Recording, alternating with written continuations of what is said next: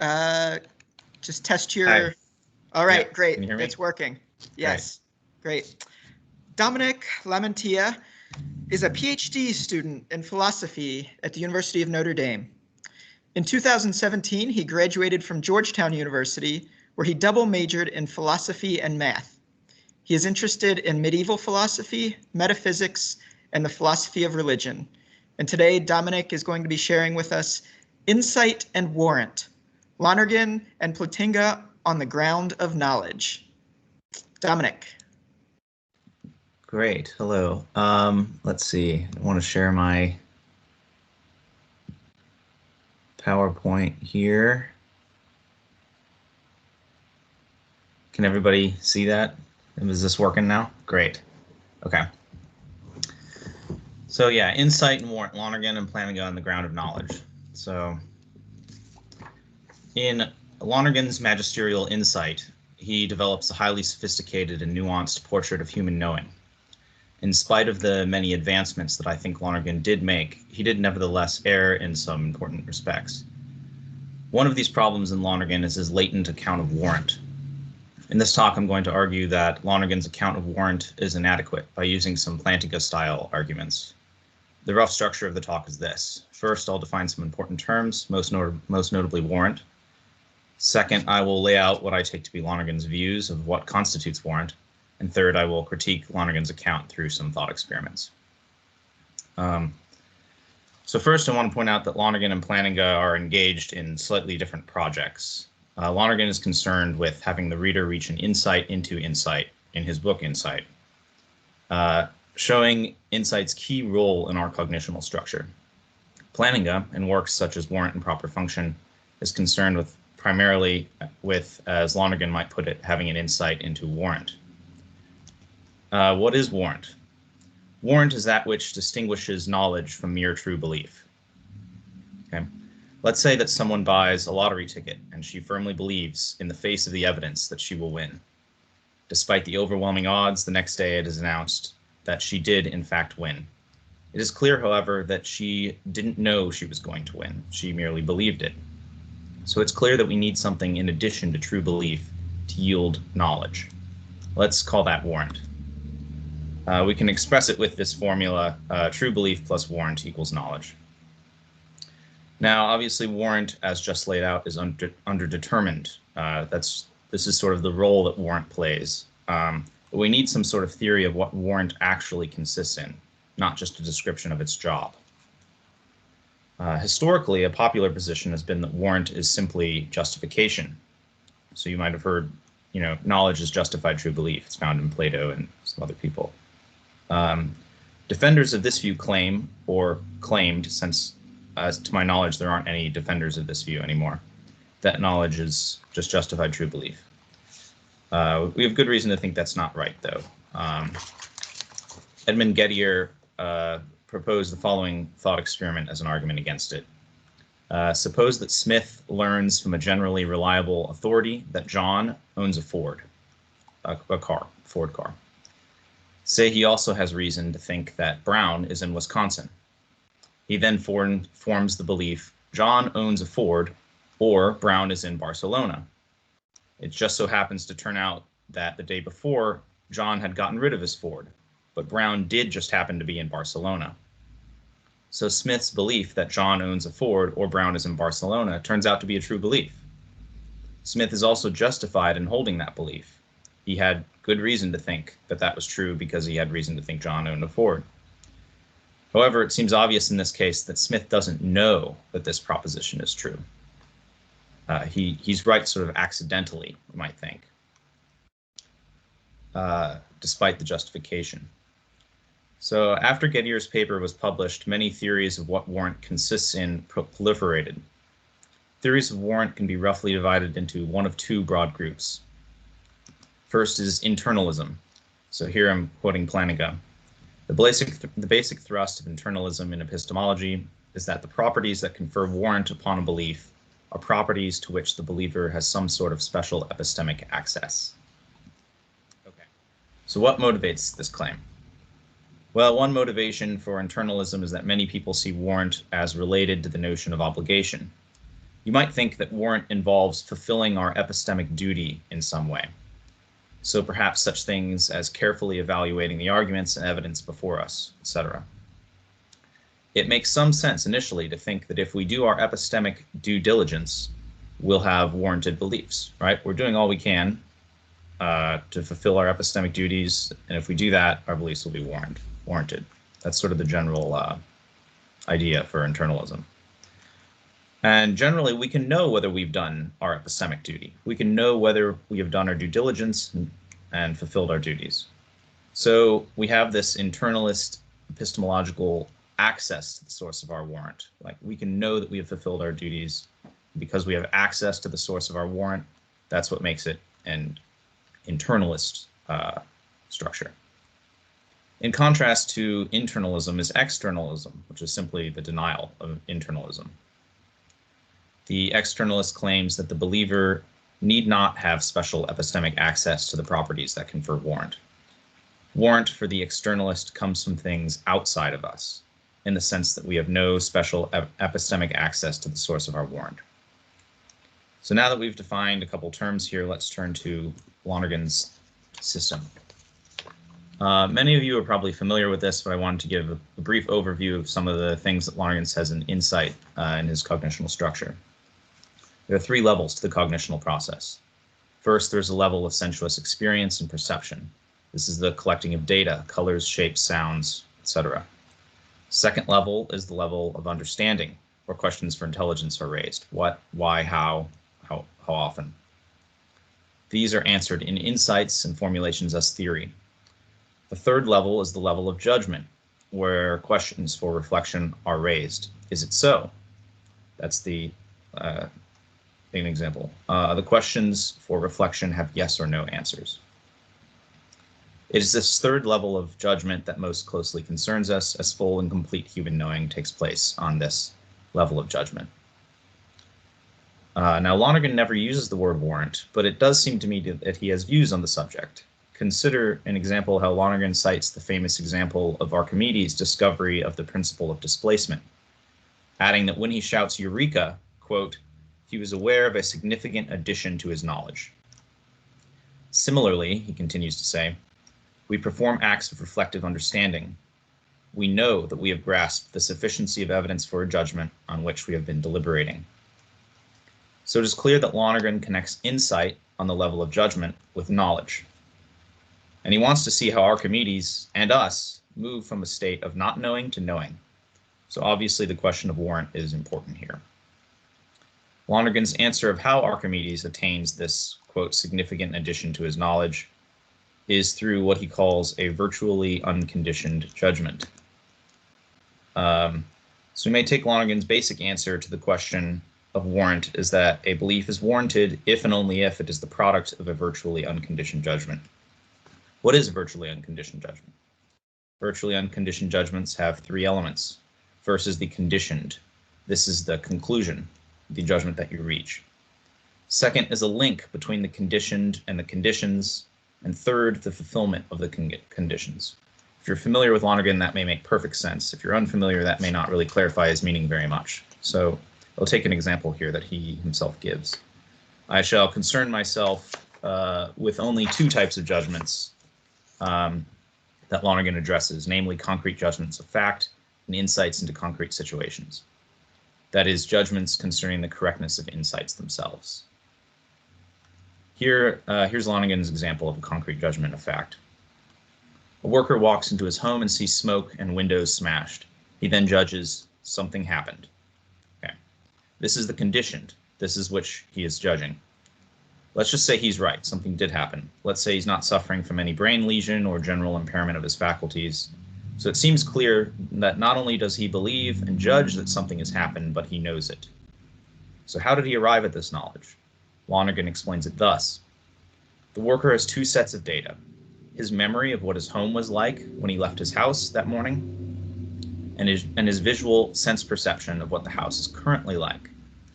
By an insight, he refers the two sets of data to the same thing, in this case, her house.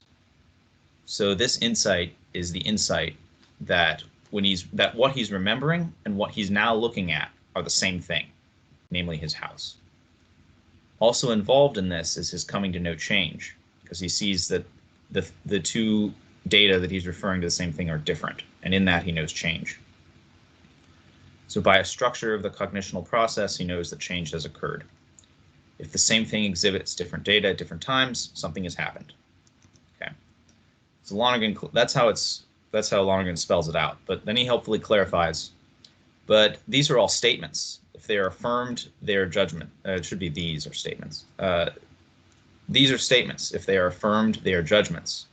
But prior to being either statements or judgments, they existed as unanalyzed structures or procedures immanent and operative within the cognitional process.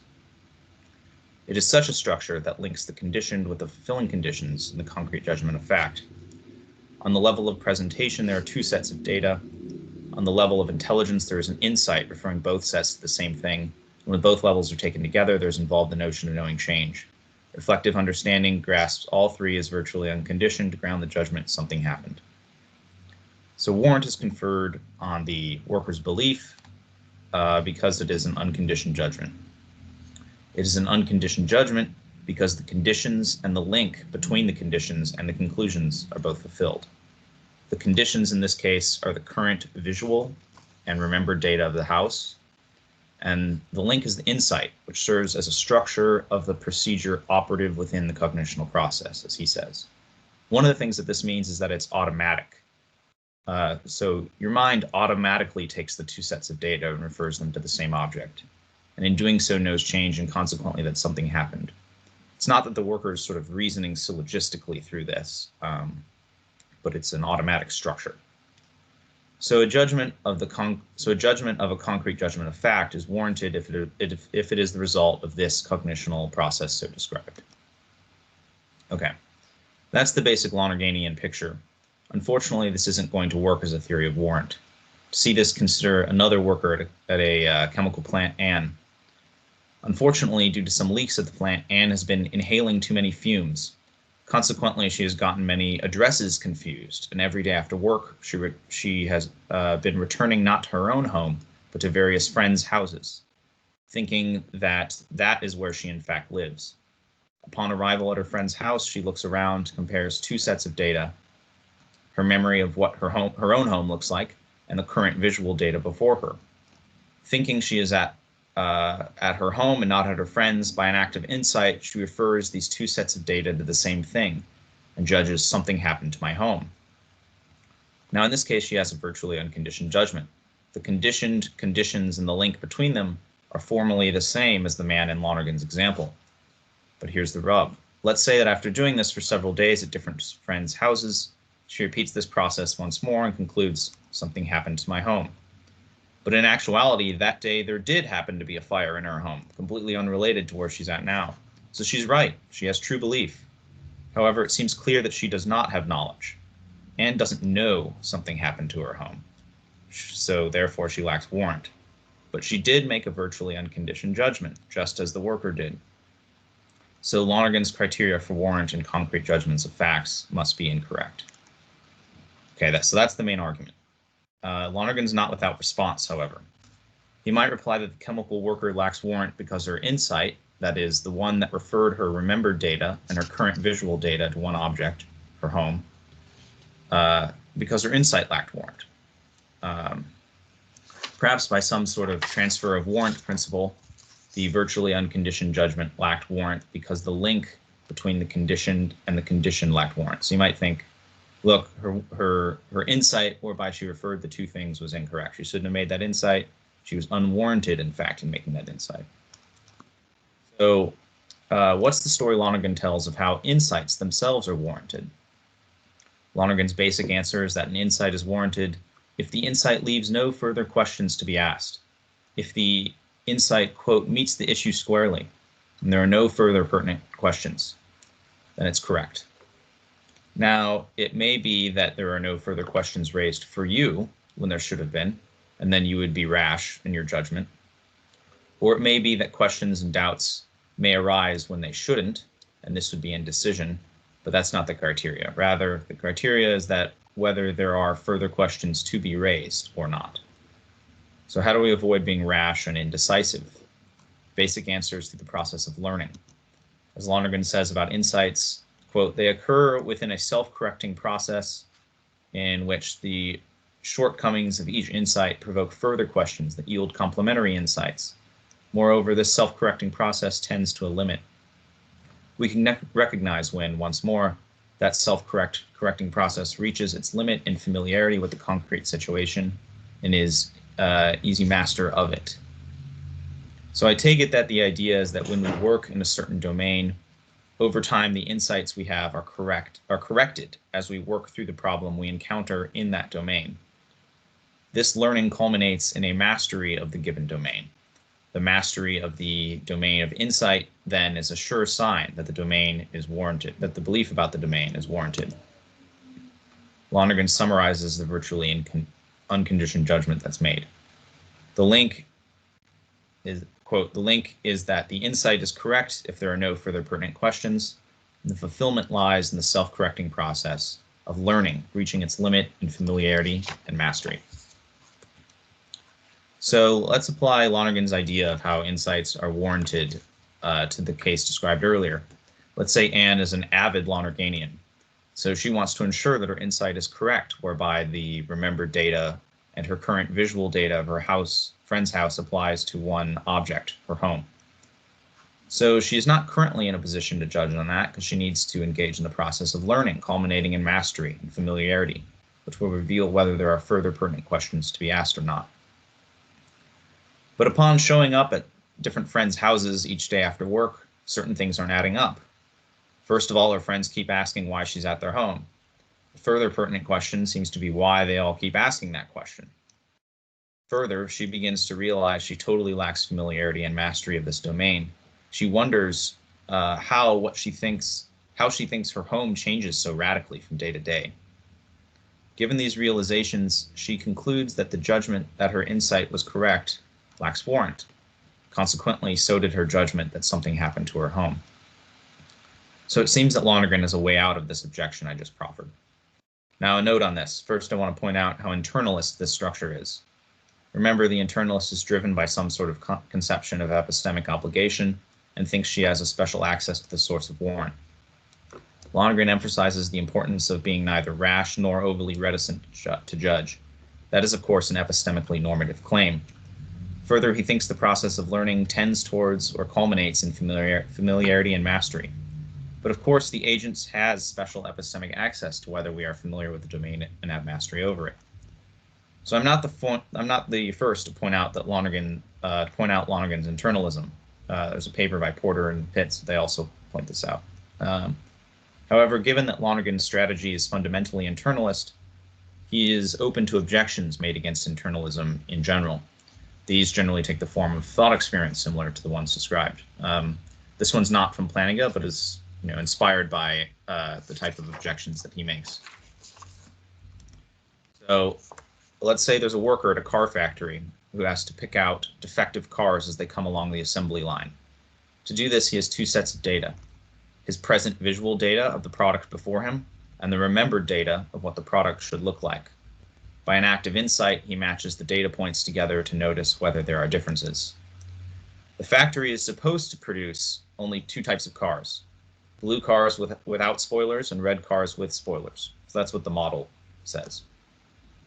However, due to another gas leak at the factory, the workers in the factory they actually make blue cars without spoilers, so they do that right, and red cars without spoilers, so they do that incorrectly.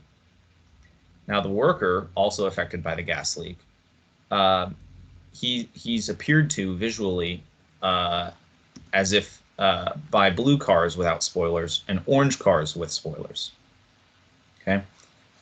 So as the cars come along the line, our worker picks out all of the red cars without spoilers as defective, thinking that they should be making orange cars with spoilers instead. Every time he does so, he judges this car does not match the model in color. Now, this judgment is incorrect, but notice he still picks out only and every defective car successfully. Now, assume one day that the company announces that they are launching a new line of orange cars with spoilers to replace the old line of red cars with spoilers, since there were so many defects. But word hasn't made it to this factory or our worker yet. So along comes another car for him, this one red without a spoiler. He again concludes this car does not match the model in color. Thanks to the recent change in the model, he's right. But surely this belief doesn't constitute knowledge for him. But thankfully our worker has read Lonergan and is very conscientious of his job. So he wants to judge whether his insight matching his current visual data of his with his in fact falsely remembered data of the model. So he asks himself, have I engaged in a self-correcting process of learning, which culminated in familiarity and mastery of my domain? And he correctly concludes, yes. For after some initial struggles, he learns and correctly picks out all and only the defective vehicles. He even won several awards, say, from the company for his being the best defective vehicle picker-outer. So he judges that his insight, matching his current visual data with his remembered data of the model, is correct. And of course, as we showed, in this case, it is correct. He has a true belief that his insight is correct. However, it's not warranted. But if it's not warranted, despite producing no further pertinent questions, and his having familiarity and mastery of his domain, then it's clear that this isn't an adequate conception of warrant. I think I'm about out of time, so I'm going to go through this, try to do this last part really quickly. But what can Lonergan do? I think Lonergan can, one of the things he could do is adopt Plantinga's account of warrant, which is an externalist account. Plantinga argues that a belief has warrant for a person if it is produced by her cognitive faculties functioning properly in a congenial epistemic environment according to a design plan successfully aimed at the production of true or verisimilitudinous beliefs. And given Lonergan's well thought out theory of our cognitional faculties, I think Plantinga's account might be a welcome alternative to Lonergan's own theory, if you agree with my argument that it itself is flawed. Much more can be said to explain Plantinga's account, how it is motivated, and the ways in which it would be congenial or not to Lonergan's broader project. But in any event, it seems to me that he needs a different account of warrant than the one he has, not an internalist one. Thank you.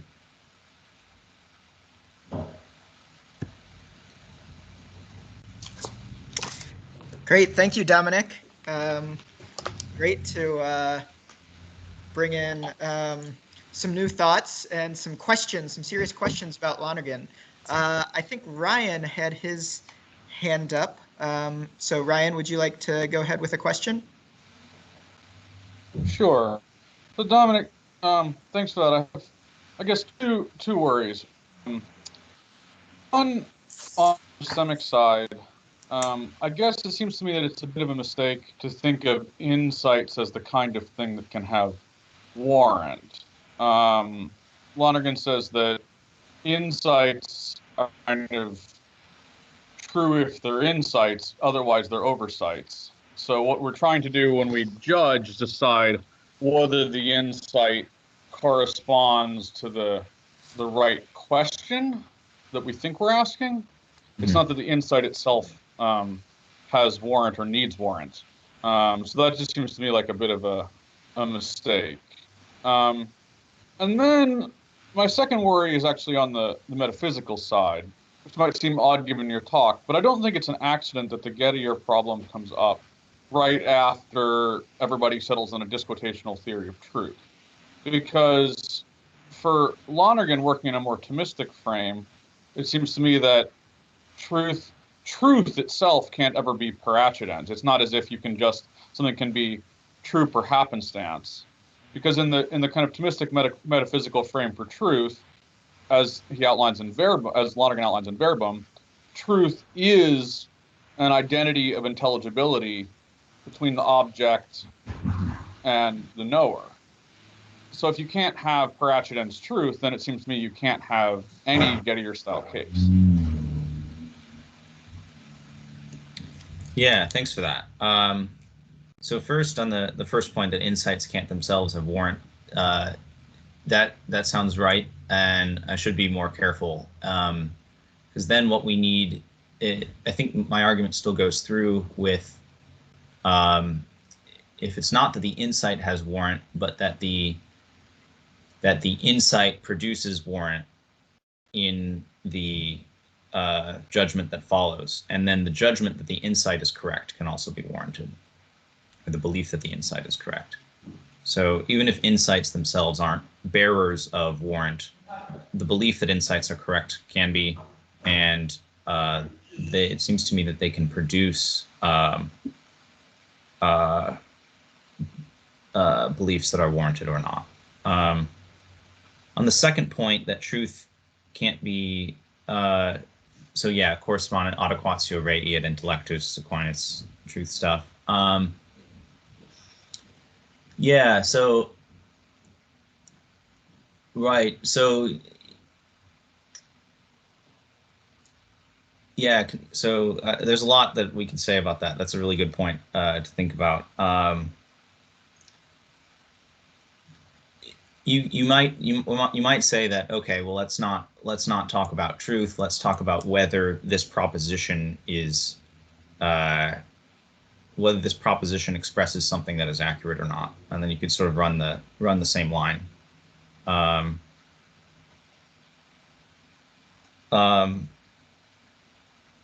Yeah, and for what it's worth, most people consider Aquinas himself an externalist in his epistemological structure. So yeah, but thank you. I like that. I'm gonna have to think more about that.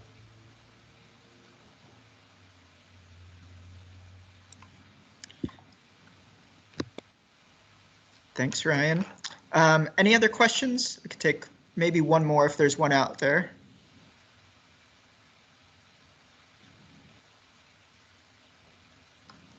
Dominic, can I talk? Yeah, go ahead, Ted. Yeah. So have you considered the fact that Plantinga treats knowledge as a noun, as a substantive, and the fact that Lonergan treats it as a verb, as a process, the process of knowing? Like, there is no knowledge per se. I mean, the word appears, but in Lonergan, it's always a process, while in Plantinga is treated as a verb, as such. And when Plantinga says that proper function of the person and the proper cognitive environment grants warrant, it doesn't really address the process, like what the subject does, but what the subject is as such, and the environment around the subject. So in as far as Lonergan is concerned, is our authenticity, right? So going through those, applying those transcendental imperatives, while Plantinga's concern is what is knowledge per se. So there are two different concerns there. So that's one of them. And in as far as there being no truth by accident, or what Ryan said earlier, like it doesn't really address what Plantinga is addressing, because we have true things that are contingent truths. They just happen to be true. Those are really problematic. The necessary truth, you do know them, from first principles or things like that. But the contingent truths, those are the problematic ones that we struggle with finding warrant for. Anyway, so that's my reply to Ryan. But Dominic, back to the verb. Yeah. Substantive. Thank you. Yeah. Thanks. That's a good question. Good point made. So first, you're talking about sort of Plantinga's involved in a different process and not really talking about the process of knowing and all that stuff. That is true. He does have some things to say about the process of coming to know. He does talk about that in Warrant and Proper Function, but it's definitely Lonergan has more to say on that subject, and perhaps even more insightful comments to say on that subject. So I'm not certainly not trying to invalidate the whole Lonerganian cognitional structure. I think Plantinga and Lonergan, they have many similarities, and they could help each other in that regard. But so even if you do take knowing as a process and not knowledge as a noun, I think it's still proper to ask whether I mean, we do in our daily lives ask whether we know certain things or not. And so it seems to me like that question is unavoidable, that the process of knowing has to culminate in knowledge, or else it's not clear what you're doing.